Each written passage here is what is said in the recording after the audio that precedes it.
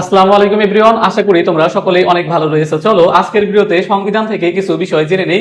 প্রায়শই বিভিন্ন পাবলিক পরীক্ষায় দেখা যায় যে সংবিধান থেকে প্রশ্ন আসে, এ কারণে সংবিধানের খুঁটিনাটি বিষয় সম্পর্কে জানা তোমার খুবই প্রয়োজন। তুমি যদি অ্যাডমিশন সিকার হয়ে থাকো অথবা জব সিকার হয়ে থাকো, এই তথ্যগুলো তোমার অবশ্যই জানতে হবে।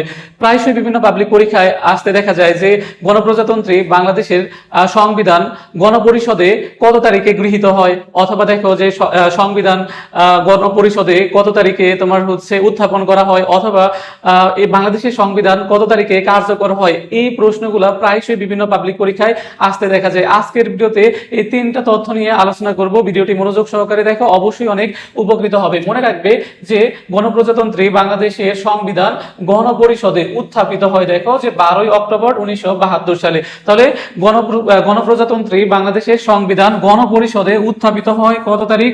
12 অক্টোবর সাল 1972 সাল। আর দেখো যে এই গণপরিষদ কর্তৃক বাংলাদেশের সংবিধান গৃহীত হয় দেখো যে 4 নভেম্বর 1972 সাল। তাহলে 4 নভেম্বর গৃহীত হয়, আর কার্যকর হয় এই গণপ্রজাতন্ত্রী বাংলাদেশের সংবিধান কার্যকর হয় 16 ডিসেম্বর 1972 সাল থেকে। তাহলে জাস্ট মনে রাখবে যে উত্থাপিত হয় 12 অক্টোবর, গৃহীত হয় 4 নভেম্বর এবং কার্যকর হয় 16 ডিসেম্বর। এগুলো সবগুলো কত সালে?